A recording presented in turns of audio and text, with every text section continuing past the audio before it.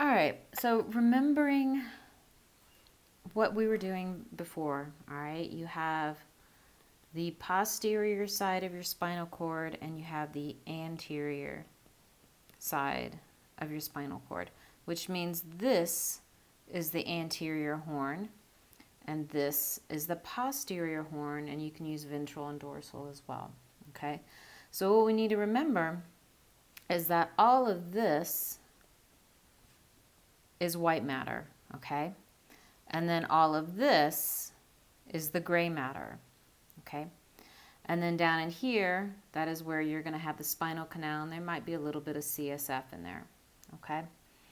Now, if you remember, this posterior horn is all about sensory neurons going in to the spinal cord.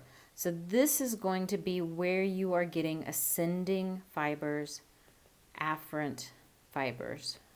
Whereas the anterior horn is all about motor leaving, and this is where you're going to have descending fibers or efferent fibers, okay? Now, when we're thinking about this,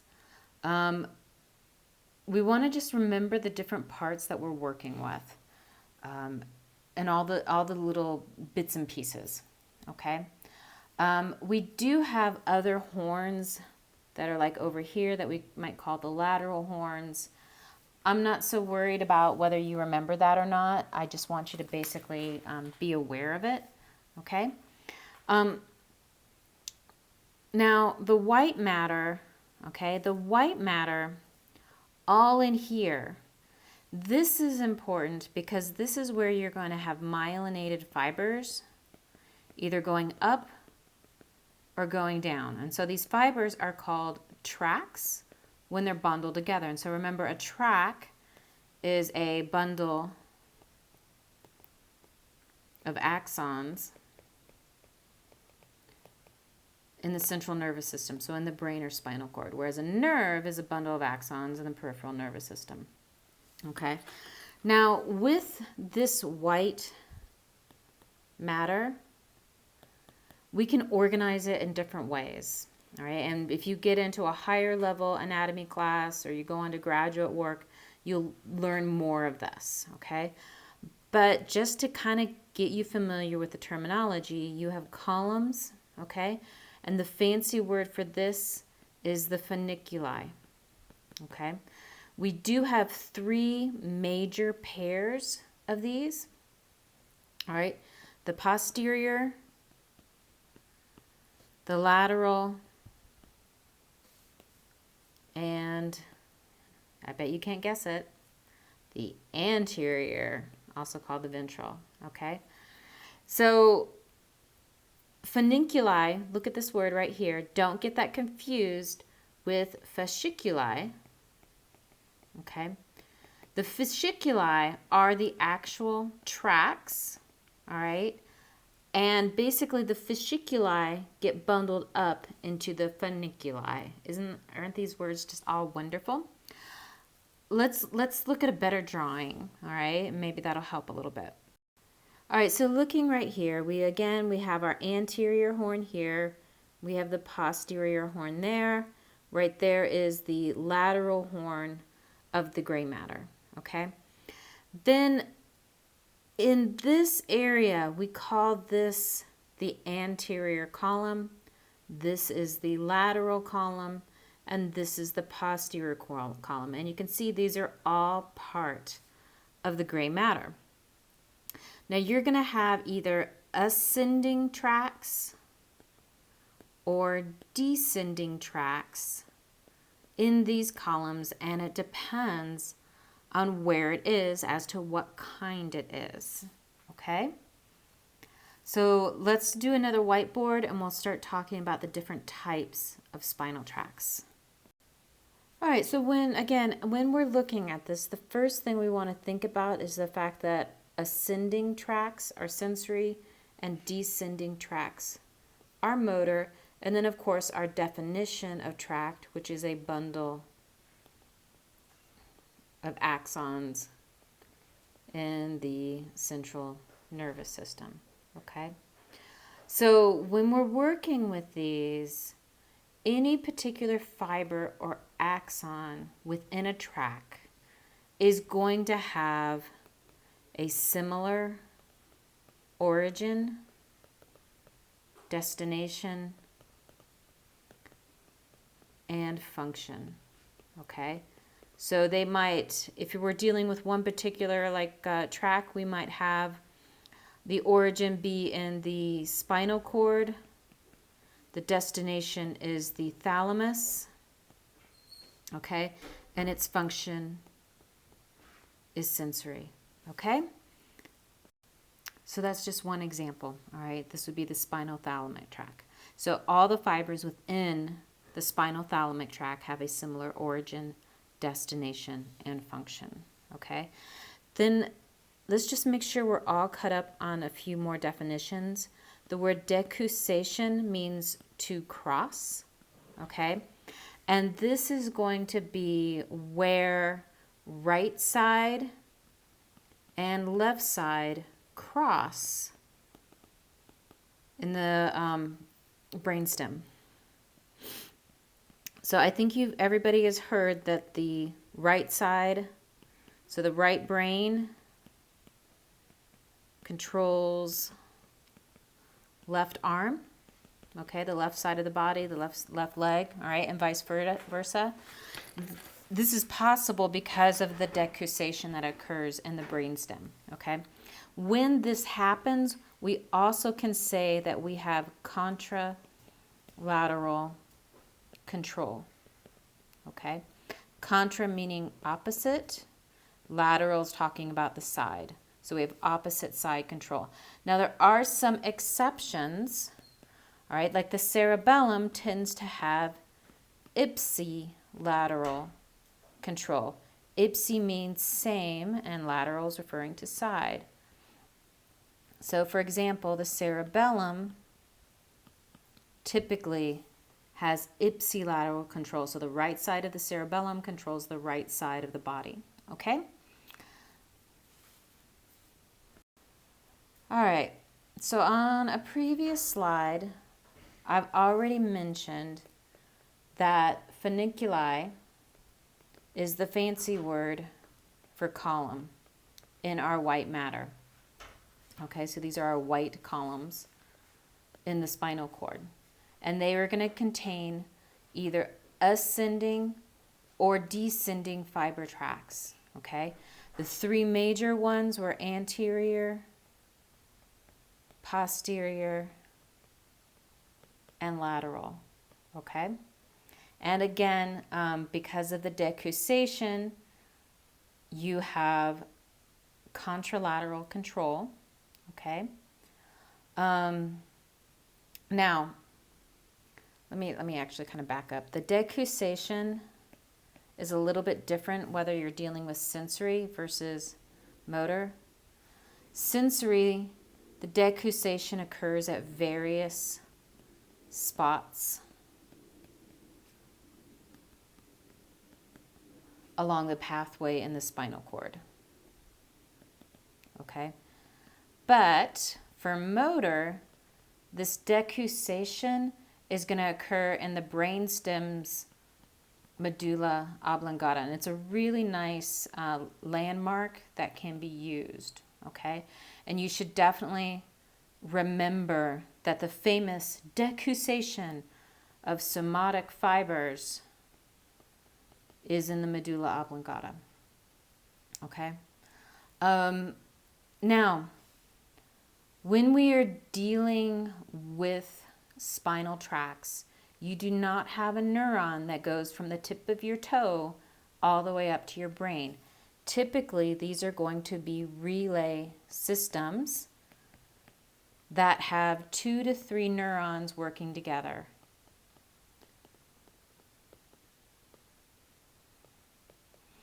To pass the signal along. So it's just like a relay race.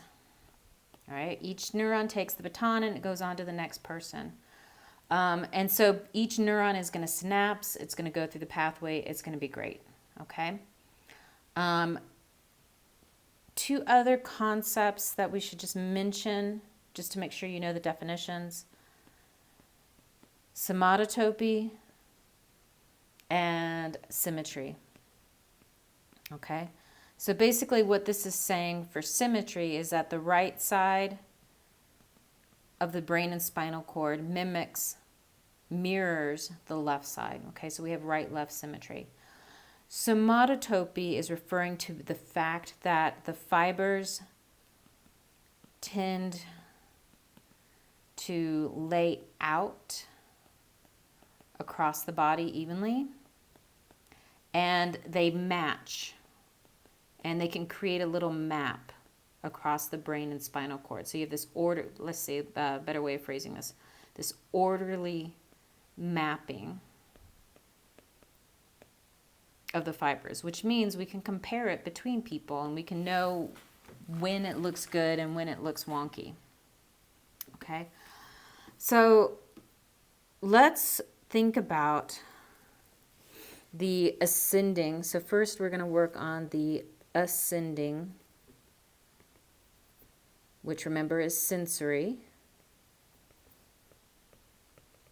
spinal tracts. Okay, so you are going to have, let's see, can I draw something? Let's see. I'm going to draw a hand. Oh my God, that's not terrible. It's not great, but it's not terrible. All right, and I have a wound right there. I am going to have a sensory neuron that has a receptor for pain come out of that. Okay, there will be a ganglion nearby. It's probably going to synapse there. Okay, maybe not, but then it's going to come over here. Okay, and then we're going to have the spinal cord. Ooh, and it gets a little bit sloppy here. All right, so let's see if I can draw the spinal cord. And then we got the front part, and we got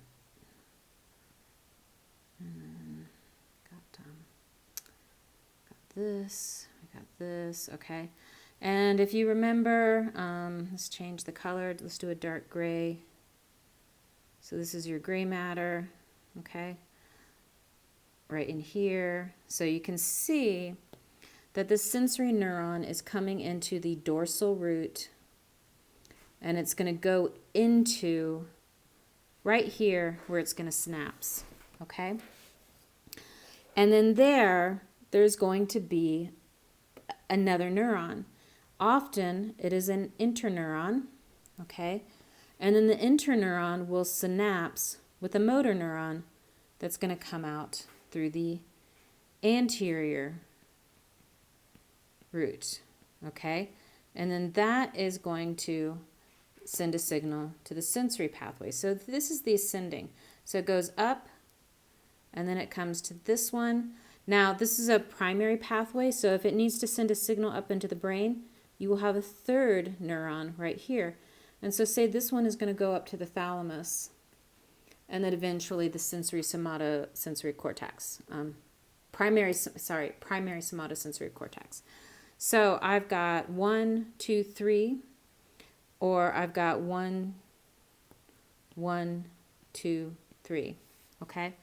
Now the blue and green. All right. So right here, the 3 greens are representing the ascending spinal tract that is going up to the brain. Okay. I probably confused it a little bit here with the motor tract coming out. So the red is actually representing a descending pathway, and this is actually a reflex. Okay, so we've got 3 major ascending spinal tracts that you're going to learn, and you don't need to go into super deep detail. You've got my PowerPoints. That's all you really need to know about these. I actually won't put up a picture and be like, what is this? So I want you to know what a sensory ascending spinal tract is. And then I want you to know the 3 basic ones. And I want you to look at these names: spino, cerebellar. So this is telling you it's going from the spinal cord to the cerebellum, okay? And what does it do? It's going to do unconscious proprioception or unconscious, muscle sense. So it's going to be detecting what the muscles are doing and sending that information up to the cerebellum, okay? So this is it. This is all I want you to know about the spinocerebellar tract, okay? And then you've got the spinothalamic, which I've already mentioned. So this is telling you spinal cord. This is telling you thalamus, okay? This is a particularly important one. We've got a lot of information going up to the thalamus, because remember the thalamus is the gateway to the brain, and it's going to be filtering out the sensory information and deciding what's important and what's not. So you're picking up things like pain, temperature, touch, pressure, okay? That kind of stuff. And that's the second pathway. So you should recognize the word spinothalamic and be able to tell me that it's ascending tract for pain, touch, pressure, that kind of stuff. And then you got the second set that kind of go together, but they have two names, and their names are not very helpful in terms of remembering what they are. You have the fasciculus gracilis and fasciculus cuneatus. Okay, and you're just going to have to know that that's basically going from the body to the cerebral cortex. And what that is going to do is give you conscious knowledge. That's conscious. Oh, why am I misspelling that? CSCI. Oh, I'm just going to erase it. CONSCIOUS. Conscious knowledge of the things that the spinocerebellar and the spinothalamic are giving you unconscious information of. So you can kind of think of these as unconscious, and then this is conscious of the same stuff, okay? All right, let's just quickly look at a picture so I can just show you where they're at. All right, so if we're looking at this spinal cord, again, you've got posterior over here. So then you know that that is the posterior horn, and this side is anterior. So you know that this is the anterior horn, okay? Now, this is all gray matter, and that's not where you have your spinal tracts, okay? The spinal tracts are going to be in white matter, okay? And you can see that the posterior column is where you have the fasciculi gracilis and cuneatus. The spinocerebellars are over on the lateral side, and then anterolateral is where you have the spinothalamic and some other ones as well. Now, I will never give you a picture and ask you to tell me which spinal tract this is. I would just like you to know where to find them, okay? All right, let's go on to the next little picture, and we're going to kind of look at their pathway. All right, on this little pathway, we are looking at the spinothalamic. You can see these as well, okay? What we have are the labels. So I have a receptor down here for body movement, limb position, touch reception. That's going to come in here and go into my dorsal root, synapse in the dorsal root ganglion, come into that posterior column, and then it's going to move up. All right, now we're in the medulla oblongata. We're going to synapse and do a second relay. This is where the ascending tract for this particular fiber is going to decousse. So it's going to move from one side to the next. And then it's going to go up through the midbrain, up to the thalamus, and then the thalamus will send a final relay up to the somatosensory cortex. Okay? So this would be a good example of that spinothalamic pathway. Okay. Now over on B, we have receptors for pain, heat, and cold. Same thing, posterior dorsal root ganglion, posterior horn, synapse. In this case, the decussation is occurring immediately. It's going over to an anterolateral tract, and then it's going to start coming up here, going here, here, synapsing at the thalamus, and then coming over here. And you know what? I misspoke over here on A. This is actually going over to the fasciculus gracilis and fasciculus cuneatus tracts in order to give you conscious information, whereas this is going to be unconscious. Okay. You will also see how over here on A, it goes to that part of the somatosensory cortex, so the primary, and then over here it's going over to an association area. Okay? All right, let's look at the next little picture. All right, this is showing you basically the same thing, but with more of a diagram. So we have our conscious touch or proprioception right here, okay? Comes into the dorsal roots, potentially synapses in the dorsal root ganglion, comes in here into the posterior horn, okay?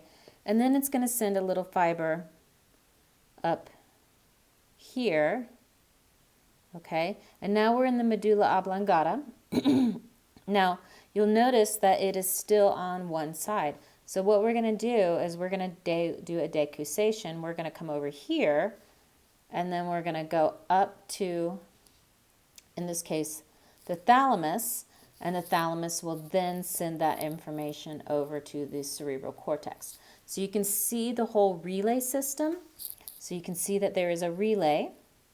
You can see that this is ascending, and you can see that it had a decussation. Okay? Same thing is going on here, all right? But now we're going to do unconscious. So we've got crude touch, all of that kind of stuff, pain, whatever, coming into the first order neuron right here, and then it's going to synapse right there. And we're going to, in this case, do our decussation immediately, and we're going to, right here, go over to here, and then send the second order neuron up to the thalamus. The thalamus will filter the information, and then it will go up here to the cerebral cortex. And in this case, we are looking at the spinal thalamic tract. All right, let's talk next about our motor tract.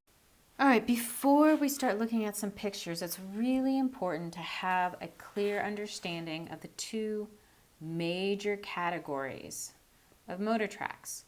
We have upper motor neurons, and I'm going to abbreviate that from now on, UM, and we have lower motor neurons. And the reason you want to remember this is it's very important for pathology. So you need to know this in order to be able to diagnose disease, because it's different with upper motor neurons. Different diseases have different patterns of whether it's upper motor neurons being affected or lower motor neurons being affected. So what are the key components of each? So with upper motor neuron, oops, that's the wrong thing. That's what I wanted. Upper motor neurons, their cell body, okay, is going to be in the cerebral cortex's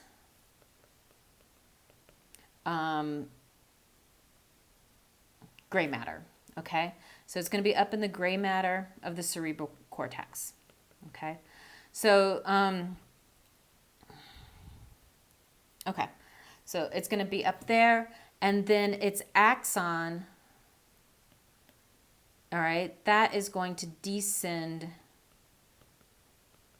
to the spinal cord, okay?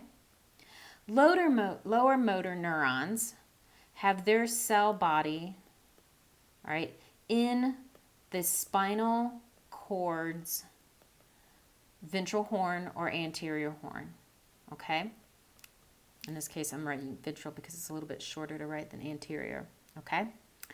And actually, it's not just the spinal cord. It could also be in the brainstem. So brainstem or spinal cord, okay?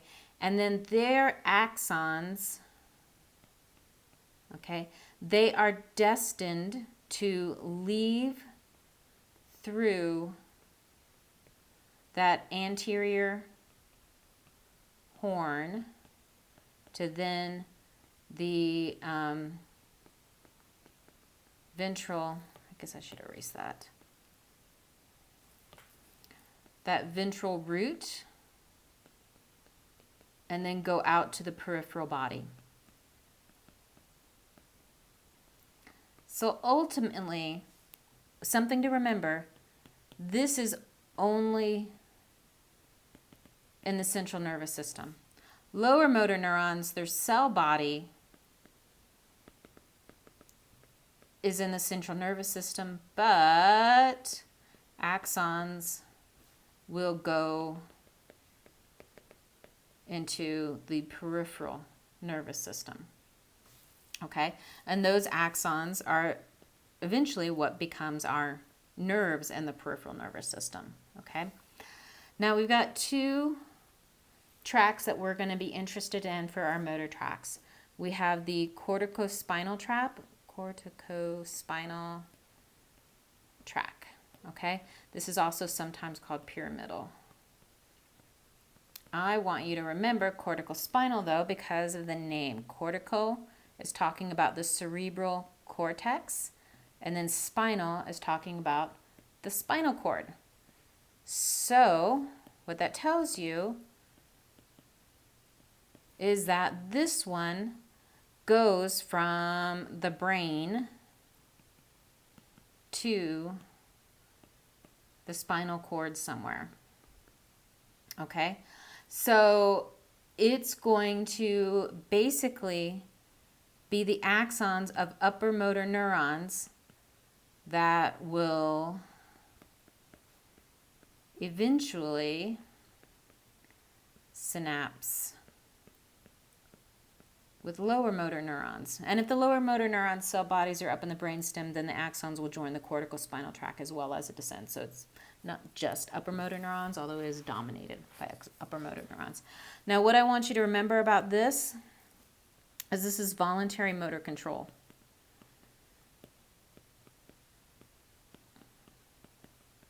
Okay? The other one that we're interested in is the extra pyramidal tracts, okay? And there are a couple of different ones. So for example, the vestibulospinal. All right, I don't particularly care if you remember their names or not, so just try to remember extrapyramidal, okay? These are important for muscle tone and balance, okay? All right, let's just quickly flip over to a few pictures and talk about these. All right, so remember we are dealing with descending tracts now. So these are going from the brain down, okay? Now on this picture, they're showing the red as descending, and you can see we've got a section right here, we've got a section here, we've got sections over here, whereas all of the blue is going to be sensory, okay? I'm not going to put up a picture and be like, what track is this? I won't do that. But I would like you to just be aware of them and kind of recognize what's going on here. All right, let's look at a pathway. All right, in this picture, we're looking at some descending pathways. So up here, whoops, you have your cortex. So that is going to be the origin of the upper motor neuron cell bodies. Okay, and you can see that right here and right here, and then you can see their axons going down. Now this one is showing you two pathways. Let's kind of blow it up a little bit so we can see it a little bit better. And we're just going to go and do the pale green one first. So you can see this is coming down, following through. All right, now we are in the brainstem area, okay? And that's going to come down here. You can see where it is in the white, in in the white matter right here, okay? We're following the green. It's going to still come down. It's going to still come down. Now we're at the medulla oblongata. All right, now we're going to do the decussation. Now, actually, this one's not doing the decussation there, is it? No, not every single motor tract. Of course, I would pick the one that doesn't do it first. So let's pick this one. It's going to come down here. It's not decussing at the pyramid, the decussation in the medulla oblongata. It's going to come down here. It's going to go through the spinal cord. You can see where it is at the anterior cortical spinal tract. All right, and then it's going to come down here. And where is the pale green? We just lost it on that side, so we're going to take the pale green one here on this side, and then you can see this is where it's crossing in the spinal cord, and then it's going to synapse and go out the anterior root and there, okay?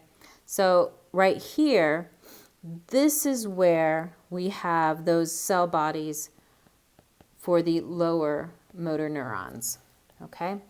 So the cell bodies are right there. Now I'm going to erase some of this, and then let's go up and look at the other pathway, because that one does the decussation where I want it. Okay, so we're going to kind of come up here. Let me erase some of this stuff so we can see it better. Okay, and we're going to come over here, and we're going to do the dark green. Okay, so right here we've got the cell body. The pathway is coming down here, coming down, going through the brainstem. It's going to come down. All right, got a pretty little cerebral peduncle right there, but it's going to come down here. And then right here is where we have the decussation, okay? So this is actually going to come out here, okay? Actually, nope, that's not what it's doing. It's going to come out here, and they're showing the cross like this. So it's coming over here, joining the lateral cortical tract, okay? And then it's going to continue to descend this way, and then right there you can see where it's synapsing with its lower motor neuron, and then going out through the anterior root out to be a spinal nerve, okay? So a lot of neurons, motor neurons, are doing this decussation. This decussation of the spinal cord. Where is the one I want? The decussation in the medulla oblongata, okay? This is a big one, a big spot for decussation. But again, it is not the only one. Some motor neurons will wait until they get to the spinal cord to do the crossing. But the idea, whether it crosses at the medulla oblongata or not, the idea is that we have contralateral motor control. From everything that is coming from the brain itself. The cerebellum, we do ipsilateral, but for the motor, by and large, there are exceptions, it's going to be contralateral, okay?